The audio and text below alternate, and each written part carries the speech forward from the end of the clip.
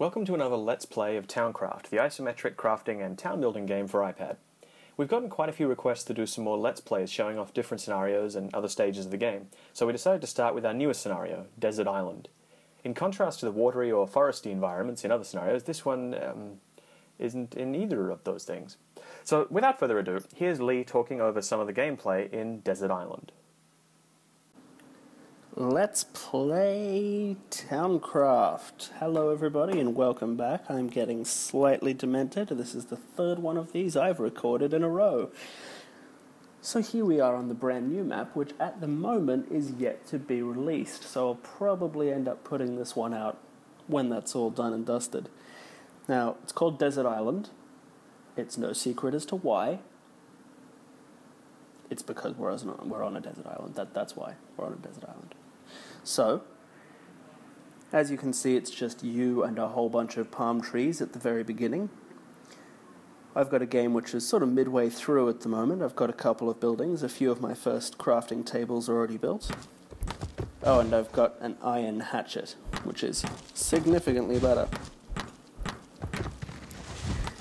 Now, those little question marks that are coming up are not strange bonuses of some kind. Whenever we don't yet have an art asset done for a new item that we're putting in the game, it just appears as a question mark until we get it done. So those question marks are stand-ins for one of the new items for this level, the coconuts. So this is what we've done here. Ordinarily with any other crops in the game, you pick them up as a crop and then you can plant them as a farm, and that's how it works. But in this instance, these things are trees that will just exist and regrow like regular trees, but they can also be created with the cunning placement of a coconut. Don't ask me how the logic works, it does in my head.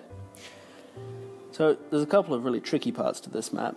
First of all, this little patch of greenery here is the only greenery in the entire island, and as you can see, not a very big island. So first things first, use any and all space that you have for your buildings. Any space you have on the sand for your buildings. Second thing is that these coconut trees are the only crop that can grow on sand. So I'm just going to place a few more of them down here, which will give me a bit of room to start my very own potato farm here. So what ends up being tricky about this is that the only way to get crops is to do quests for people. And the quests generally only give you maybe one or two of each crop. So I've got 2 potatoes, yay me, but I've only got room in this little patch of grass just here for, 2 of each crop if I'm lucky. And then a little bit more space up here. So what I'm going to do is just clear a bit of space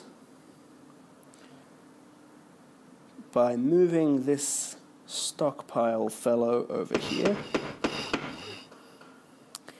and that'll at least give me enough for like a little 4x4 down here. Now, we didn't make you completely stranded on this little island. There is a bit more to it.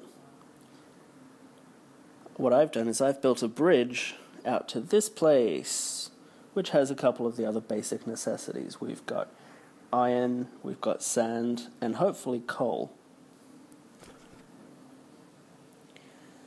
So do I already have my... Oh, no I don't. Pickaxe. Done. Now let's find us some useful resources. So getting a farm going is going to be incredibly tricky for anybody in this map. The first time our playtester had a go at it, he was really determined that he wanted to try and get a gold star on his first go, and I don't think I've ever seen him quite so near the point where one of his blood vessels was going to burst. But I'll never say which one.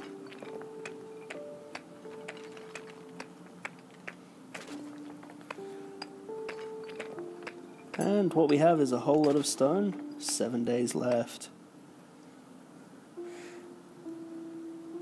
Some sand, which I will go ahead and grab. And some iron.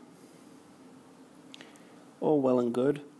So there's enough to get yourself kind of started. You can already see that I've gone to town with getting a window and fireplace and that kind of thing sorted.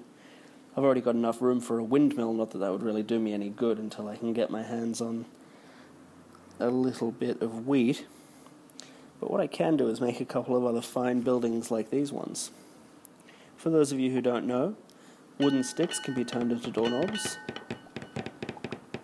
Wooden planks plus 2 doorknobs equals doors, and once you have doors, you can start building the wooden plank style buildings, or with enough small stone, the stone style buildings. Now, since I've already got a couple of these other ones, I think I'm going to have to go with some small stones. You can craft big stone into small stone. And just for fun, let's see what this merchant's carrying. Hello! Loom, iron stove, silver bracelets, coal. I might run out of coal at some point. Alright, well, let's see. First of all, I'm going to need a candle, because if I'm going to get a mine to capture all of that iron out on the tiny little island, it looks like the only iron deposit on the whole level, I'm going to need a lantern. So what else does a lantern need? A lantern needs short iron poles. I've got a furnace, so I can make those myself, and I also have sand, so using the furnace I should be able to get all the ingredients I need to get a mine up and running.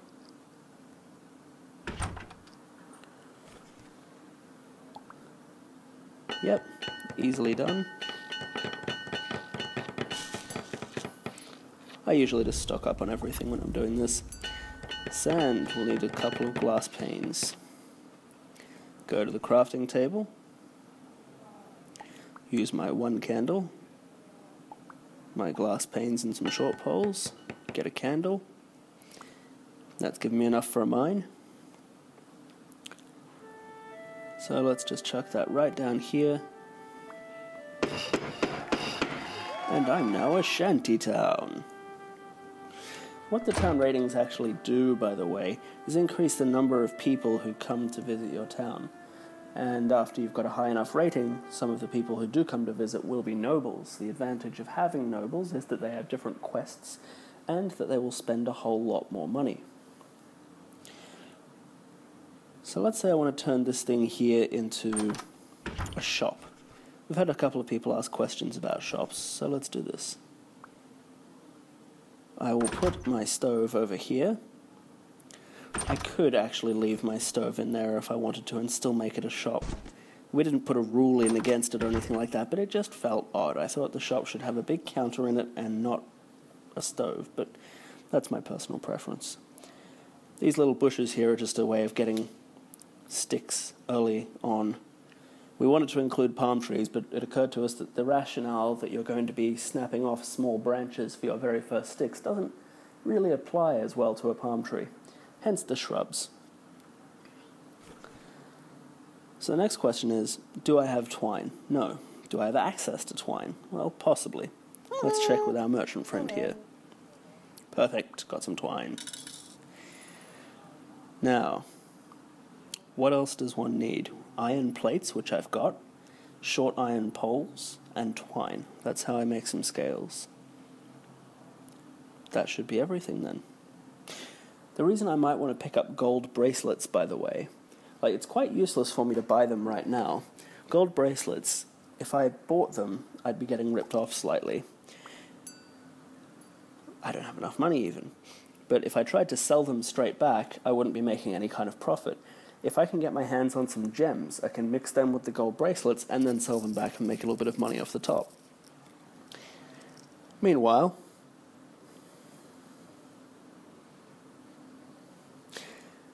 I actually quite like having these little 2 palm trees here just next to my first building.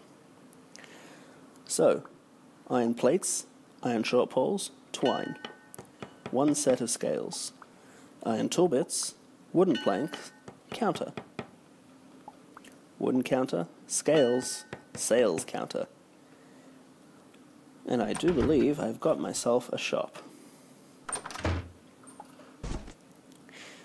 Ta-da! We get a little sign out the front, and that'll be operative once I can afford to get a peasant in there to work for at least a couple of days and get everything happening. So now what happens is when I stand next to the thing, this little icon in the top left of some scales appears, If I tap on that, I can start dragging things in there, like the iron cutlery. That'd be an easy win. What else would be sellable? All I've got here really is components. I need to get some finished products together to chuck them in there.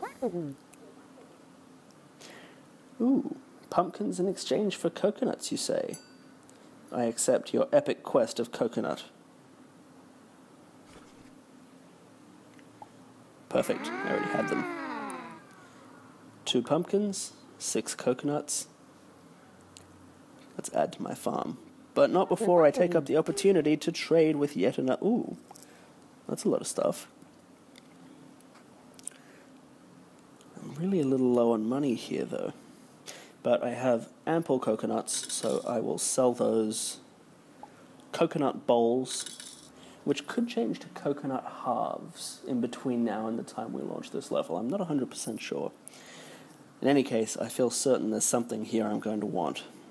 I've got access now to a permanent amount of iron, so that's not an issue.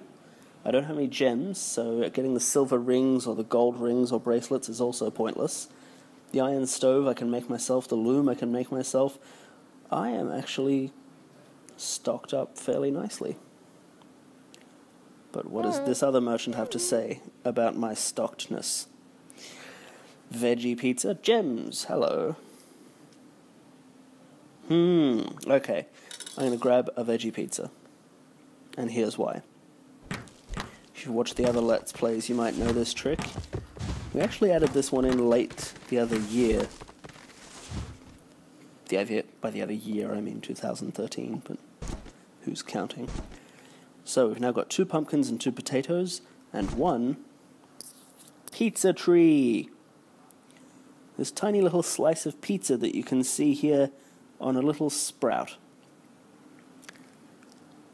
Yeah, I'm pretty sure this is how pizza's made. I was raised vegetarian. What do I know? Let's do another quest. 6 coconut bowls, like the ones I just traded. Well, fine. All she was going to give me was some potatoes anyway, so I don't need her. Now, in this map, if I remember correctly, people generally have a fair bit of money. Louise upon Tweed here has 2 gold and 87 copper, which is not an insignificant amount. It's not amazing, but it's not nothing either. So, in this map, people are fairly rich, which means that when it comes to selling stuff from the shop here, it shouldn't be too much of a problem to put some fairly large-scale things in there. The iron cutlery is incredibly cheap, even a peasant could afford that. But if we were to put something really big together, let's make something, actually. Iron long poles can be crafted into iron long blades, like so. Wooden sticks and iron tool bits can become hilts. The hilts with the long blades can become swords. I personally find that swords are a great way of making a little bit of extra cash, selling them off to merchants and things. The problem is, the swords are worth 86 coppers each. Now, even that merchant that just passed by had 2 gold and 86 coppers, so they could probably afford to buy all 4 of those swords, but that would be it. Of course, the merchants don't actually shop in your little store here. That's for peasants and nobles only. The merchants are just there for you to go and trade with on the street. But they're professionals, they're good at this, they rip you off. Potatoes.